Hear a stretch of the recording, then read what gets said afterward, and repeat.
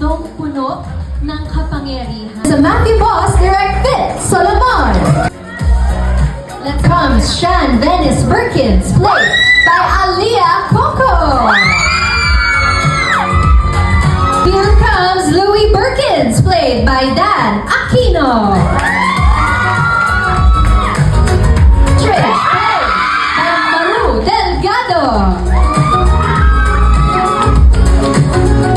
Sebastian Loret, portrayed by PJ Rizal.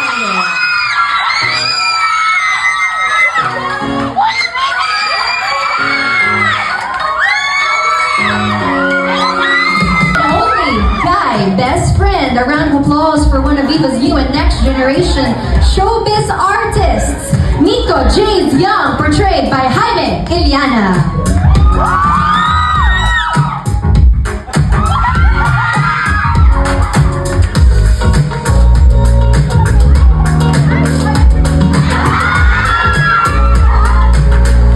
Watch out for Kylie Ferrer, Icy Ejercito.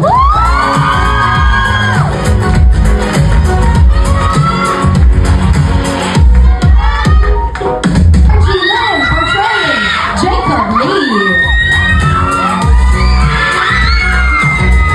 Evan Alvarez portrayed by Kyosu Ginto. Brought to life by Sarah Joe. Kaiser Maxwell Lepre, portrayed by Frost Sandoval.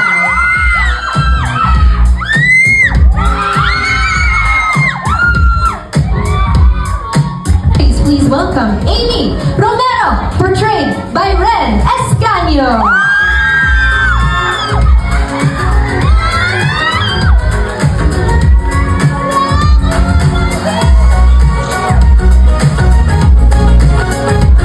And get ready for the Mafia Boss himself, Ezekiel Roswell, portrayed by Joseph Marco.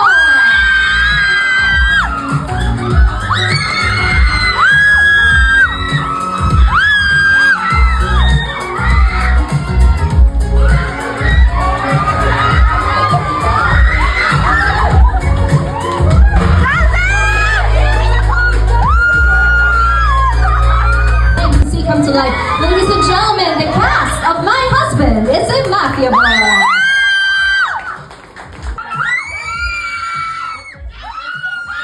Okay, please come for much. Awesome stuff. Ngayon naman po towards the left side of the room for all of our friends here from the media. Maraming salamat po for joining us. And finally, Kian and Cassandra, and a fun tidbit for everybody.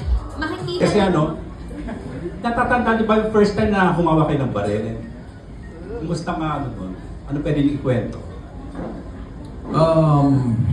First of all, thank you so much guys for being here today.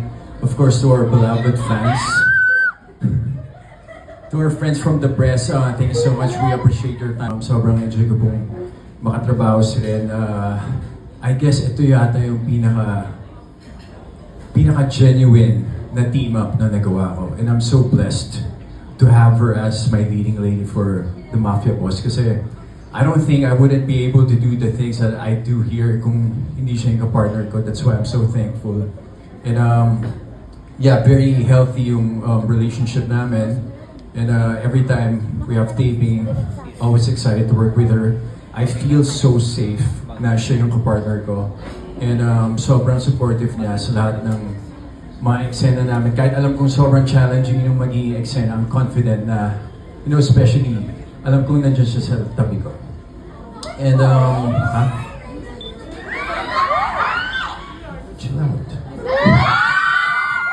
Experience holding a gun. I remember, sobrang excited po.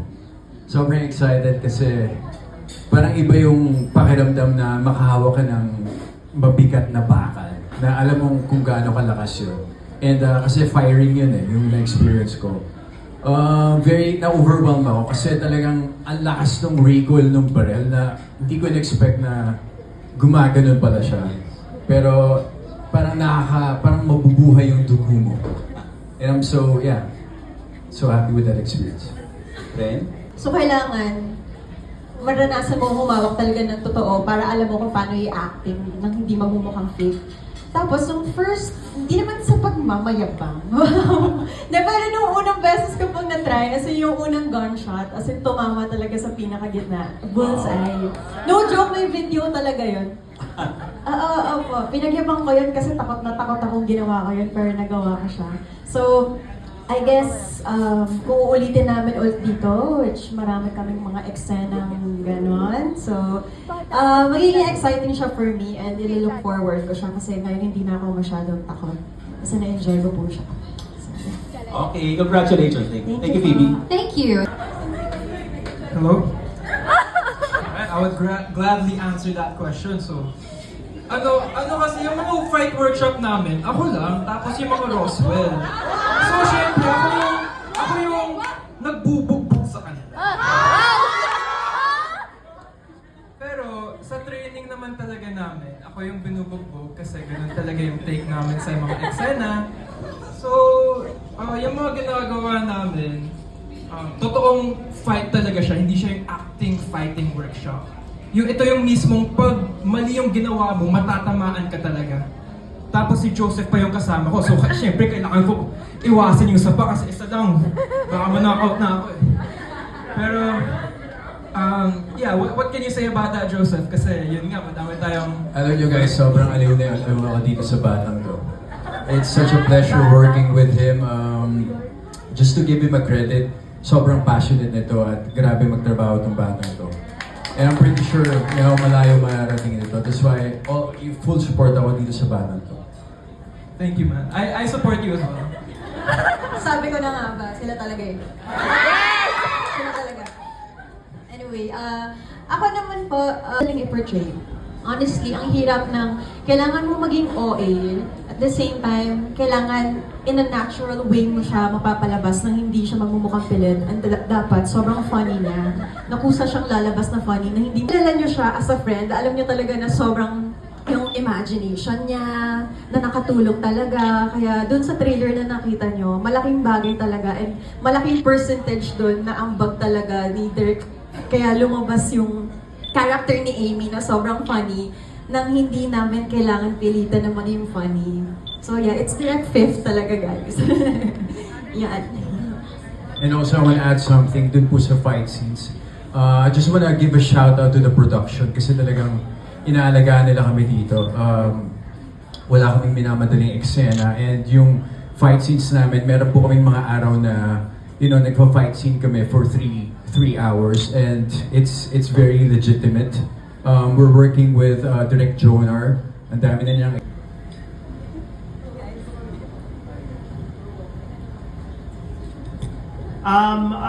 actually ngayon in-edit ko na yung episode 1. For me, magiging positive siya. I'm very confident. Kasi we were honest with, we were faithful doon sa libro, sa novel ni Yana Loves You. And nakinig rin kami sa mga fans, ganyan. At the same time, binigay rin namin yung timpla namin. Like yung timpla ni Joseph, ni Ren sa character nila. Yung humor ko as a director, binigay ko rin. So I'm very confident na magugustuhan nila to. Kasi ako din mismo, nung una ko siyang binasa, parang hindi ko alam kung ano yung pinapasok kong mundo or project. Pero habang binabasa ko yung script, habang nagsushoot kami, mas napapamahal ako doon sa project. Mas na-excite ako. So, I'm very confident na matutuwa ang fans. Yung gusto namin makuha. Like what Direk said, yun nga, parang naging faithful kami dun sa book. And to be honest, I really appreciate our location manager. Shout out also to him kasi every time na may taping kami at may bagong location, ako mismo nagugulat ako. And I really appreciate yung framing ni Direk. Pag nakikita ko sa monitor, like, oh, dito tayo mag-shoot, like, wow. Parang, hindi naman sa pagbubuhat ng bangko, pero parang yung imagination ko nung binabasa ko yung book, nung nakita ko sa monitor, parang na-surpass pa niya. And that's why, we just really hope na sana ma-appreciate nila yung pinaghirapan namin at, pinagpawisan namin. Thank you so much. Their creative side. So, Like, for example, with Jaime, he's like a comedic genius. And with Icy, like, she's so adaptive to everything and every kind of character you give her, as well as Sarah and everyone else that I'm working with. Niya, tapos kinikilig ako kada kasama ko siya ka-work. Grabe talaga. Mr. Roswell, just tell me, just let me know. Ano? Going ka na? Okay. Pero I want to get to Joseph as well kasi as a friend, madami, like, we relate to a lot of things than basketball, video games. Pero as a mentor din, grabe, nag-level up talaga yung acting ko dahil sa kanya. And he really has this hunger to educate us. Kasi syempre, bago lang ako, this is my second project. And yung mga advice na binigay niya sa akin, na-apply ko din during GSOT. So, I'm very thankful to have him as a mentor. And then, Especially for a TV series, serye, alam mong matagal. It's not just your performance, but yung iiwan mong aral dun sa mga kasama mo dito sa set. And, you know, naging support din ako once. At itong mga support na to, they've been dreaming to have that role, to have a lead role one day. And so, if you set a good example to them, and ikaw yung magiging rason kung bakit mas mamahalin pa nila yung industriya at yung showbiz, like, don't be someone na, you know, na magiging kupal ka or magiging mayabang ka to the point na they're gonna hate the business, they're gonna hate the showbiz industry, but rather be the one na sasabihin na lang, okay, may ganitong tao, ito yung gusto kong sundan. And yeah, it's such malaking bagay siya. Kaya siguro ganito ka-blessed yung show because everybody is so genuine. Everybody just wants to help. And you know, it's so important for a lead na iparamdam mo sa mga co-actors mo na kailangan ako dito and pantay lang yung role mo kasi kailangan ka rin dito. Not because I'm higher than you, not because I'm bigger than you, but we're here for a reason. We're casted here for a reason. That's all. I don't know parang palagi kong pinapaalala sa kanya kung gaano siya kagaling, kung gaano siya kaganda. Kasi kulang yung believe niya sa sarili niya. So, yun yung na-discover ko sa kanya. And sana, you know, one day, ma-overcome niya to. And ma-appreciate niya yung kung ano talaga siya. Because, you know, ano ba?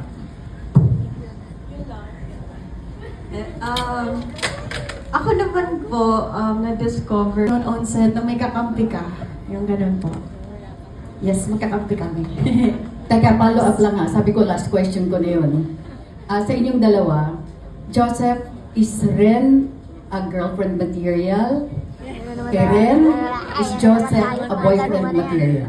I think more of wife material. May reaction.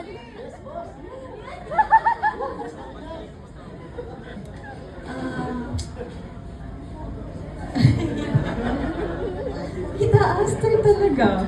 Hindi, syempre naman, I mean, sino ba namang magsasabi ng no, di ba? It's Joseph Marco, everyone. Like, come on. Come on. Kaya nga minsan parang, okay, to be honest, kapag sobrang in character kami, lagi ko talaga siyang pinipigilan na parang, hindi, wait lang, huwag ka masyado intense. Huwag ka masyado, kasi totoo po talaga yung kilig. Hindi may hirap kiligin kay Joseph Marco. Agree! So, yung mga makita niyong eksena, effortless po talaga yun. Kasi, he is Joseph Marco, period. Thank you, tita. Again, congratulations at abangan niyo po. Kay Amy. As Amy. Kay Amy, yung gusto ko sa kanya, I guess yung pagiging genuine. Kaya, ako naman, honestly, si Zeke, hindi naman talaga siya bad. Hindi siya masamang tao talaga. As in, si Amy yung nakakita nun, yung pagkatao ni Zeke nang hindi nakakita ng karamihan. Actually, very human siya. Very, sabihin natin gray, pero human siya, may puso siya. So, yun yung pinaka nagustuhan ko sa kanya, na parang kahit sa kabila ng kung gaano man ka ang tama mo. Ganun siya. Tapos pinipitik niya ako lagi. Tapos minsan, dahil sobrang acting nga ako, di ba? Lagi siya, ay sorry, masakit ba? Kala niya masakit. Pero hindi naman. Ayun. Thank you. Okay, thank you so much. Ngayon naman, Si Misha, yun yung mga favorite ko. Hindi, walang spoiler. Hindi ko sasabihin. Pero syempre, may mga eksena sila. So, yun, Sebastian Lurig, or kahit si kahit, lawag ko na po. Sa akin naman yung Kaming lahat, I think, yun ang gusto ko ma-experience. Tama. Oo nga, sa panahon ngayon, kung magiging practical lang tayong lahat, ang saya, di ba, magising ka biglang, may asawa ako CEO! Ganon, di ba, ang yaman mo na, lahat ng, ang daming kumpanya, di ba, may airlines, may shipping lines, may restaurants, may lahat-lahat, di ba? So, yun, yung pagising mo isang araw, meron kang gwapong asawa, meron kang mabait, di ba? Mabait na asawa na sobrang ma-appreciate ka kahit imperfect ka. Kasi sa panahon ngayon, parang sobrang nagmamatter na kapag nakita ka ng isang kasi baliw-baliw. Ganyan. At saka gusto ko pala magkaroon ng puso at saka aso na nagsasalita. Gusto ko yun. alright, thank you so much. Mostly kasama ko sila, yan, ito, yung trio, yung models, yan. Ako ang tanong kasi. Noon on set, na may kakampi ka. Yung ganun po. Joseph is Ren a girlfriend material? Karen is Joseph a boyfriend material? I think more of wife material. Ay, talaga. Hindi, syempre naman, I mean, sino ba namang magsasabi ng no, di ba? It's Joseph Marco, everyone. Like, come on.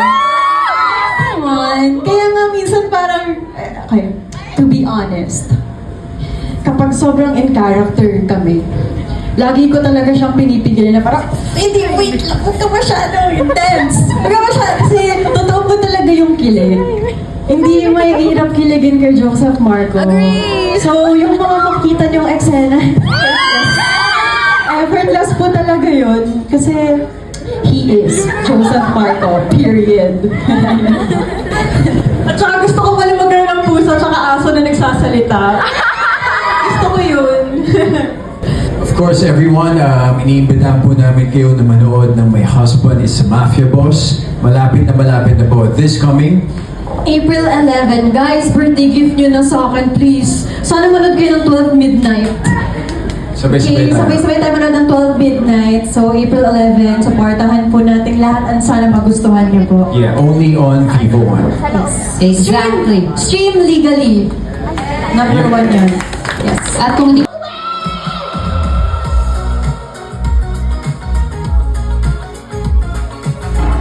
Hi! Ako nga pala si Amy Romero.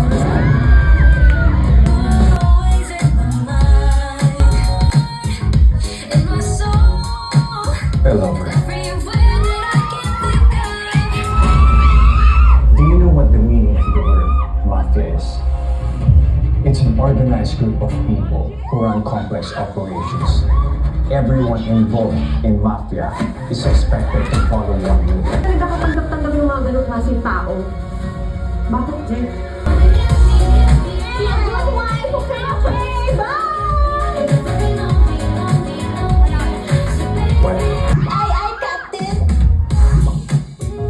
Okay, towards the left side of the room naman, everybody. And last, obviously, sa right na po tayo lahat. Maraming salamat po. And we would like, again, once again, to express our deepest gratitude to the family of the late Yana Loves You for being with us to secure your tickets now and be part of the takeover. This has been your host, Phoebe Walker. Thank you so much at ingat lahat sa pag-uwi.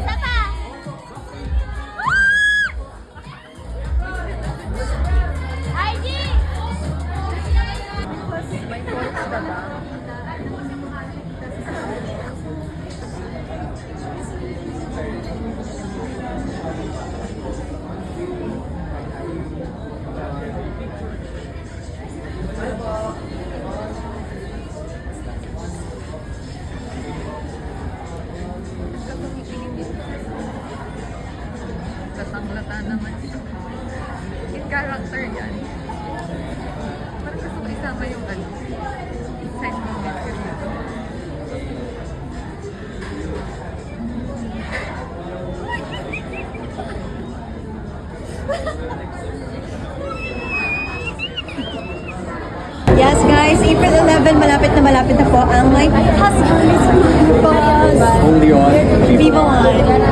Thank you.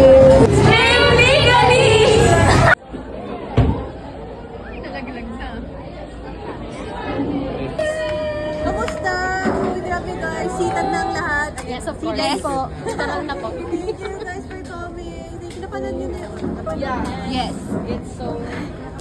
Buti nang talaga nag-video ko nun para mag-react. Hi! Thank you po. Thank you guys for coming. Thank you. Thank you. Nasaan daw? Watch the My Husband is Mafia book, which is on April 11.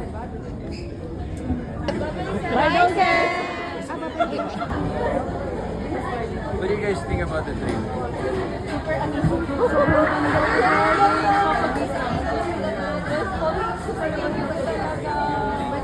Pag selfie kay Seth, ganyan na lang. Ganyan na lang. April 11, My Husband is a Mafia Boss.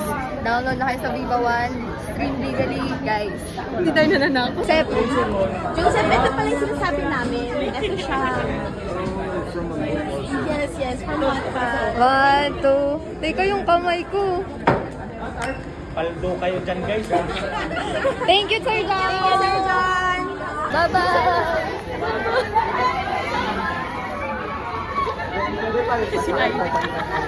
Bye po. Bye-bye. Ang tagal naman niya.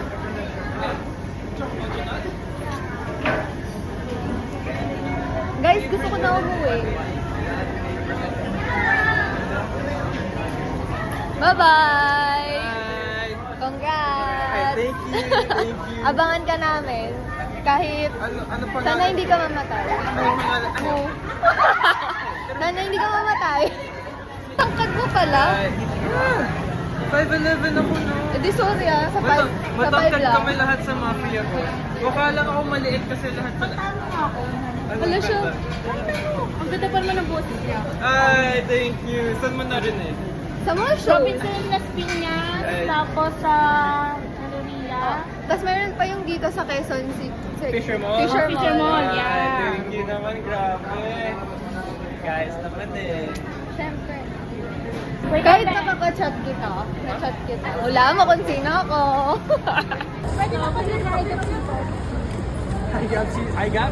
I got season shout out. Sep, dito. Bye-bye. Ito. Bye-bye. Ingat po. Thank you, bye-bye. Yes. So